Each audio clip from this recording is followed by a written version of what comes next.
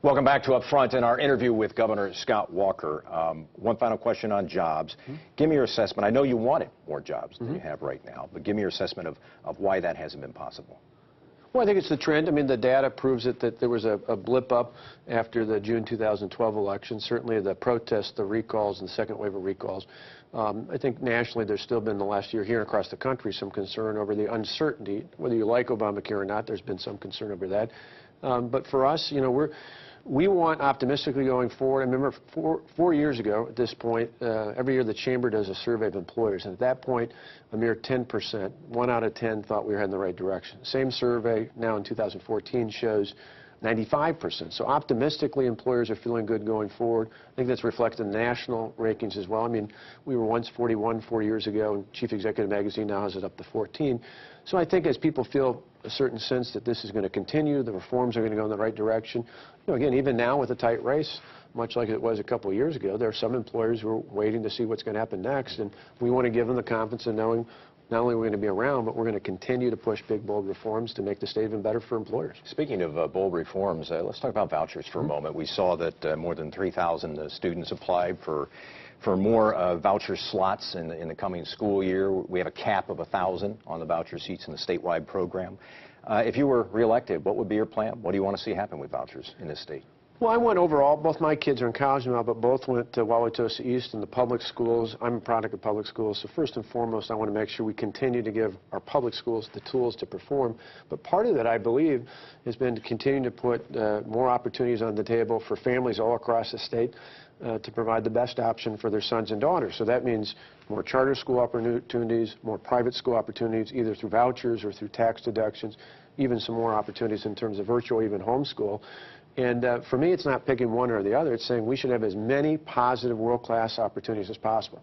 Just last week, on Friday of last week, I was at the Hope Christian Schools, a choice school in the Milwaukee area, where for a signing, where 100% of those kids at that choice school in an inner-city school, 100% African-American students, about 95% economically challenged. Every one of those kids signed as part of the ceremony I was at, where they're going off to college now.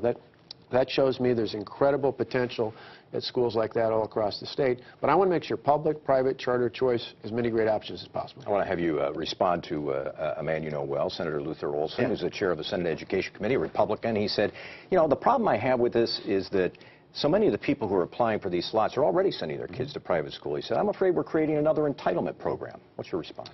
Well, I mean, I think in the future, I'd love to look at ways to tweak that so that what we're doing is offering new choices for folks who didn't have that. I met a family of a young man, Francisco, in Green Bay, who were very kind about the public schools up there, said that by and large, for a lot of their neighbors, their kids, it was a great opportunity for the schools there, but for their son, Francisco, it just didn't work. It wasn't the right fit, and they went to, it just happened to be a Catholic school in that area. That was an option, but they said for families like them, that was largely out of their reach because they didn't have the means by which to pay for their rent, to pay for all the other things they did, and pay for school there. What I'm looking for is more opportunities like them to say for families where, for whatever reason, it might not be the right fit for their neighborhood public school, that maybe there's another school that can help that son or daughter.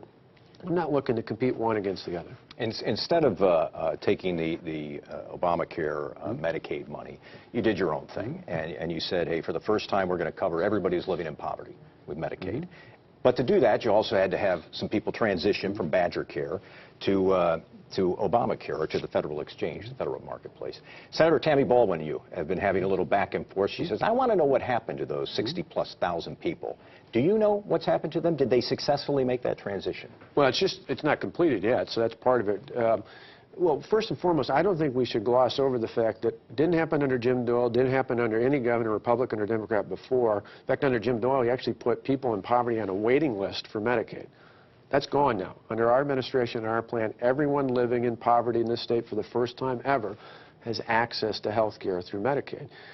What we did was say for those living above poverty, because I think most people in this state and as well as across this country believe that poverty, or that Medicaid was really for people living in poverty. We helped transition them into the marketplace. In fact, we sent Senator Baldwin a few weeks ago, before this latest correspondence, more than 1,600 pages of all the things documenting what the state has done. working with nonprofits, working with healthcare providers, working with charitable organizations and others out there, as well as insurance agents, to walk people through that process to make for a successful transition, which I would contend probably if you look around the country, I doubt there are a few states that have done as much and been as aggressive as we have. And so we're looking at the federal data really the one, because we don't run the exchange, unlike a handful of other states. The people are coming in through the federal exchange. But what I point out back to Senator Baldwin is, if she's genuinely concerned about people having access to the exchanges as part of this transition, there's two ways which she really, as a federal official, should look into that. One, through the U.S. Department of Health and Human Services, because HHS really runs that exchange. And if there's problems there, as we saw at the rollout, certainly a U.S. Senator should be able to get to the bottom of that. And secondly, if it goes beyond that, if there's problems not only in the federal exchange, but if they're similar to the problems we've seen in other states that have their own exchanges, maybe the larger question is the law itself. But in either case, we've made the transition successfully.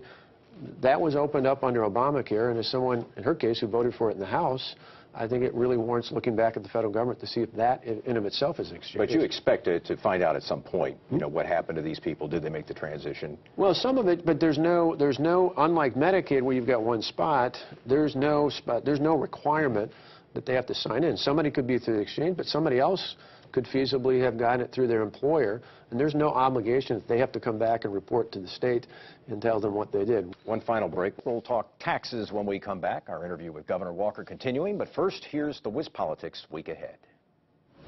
The state Democratic Party's annual convention kicks off Friday in the Wisconsin Dells. Get up-to-the-minute coverage on Twitter and the live blog at WisPolitics.com.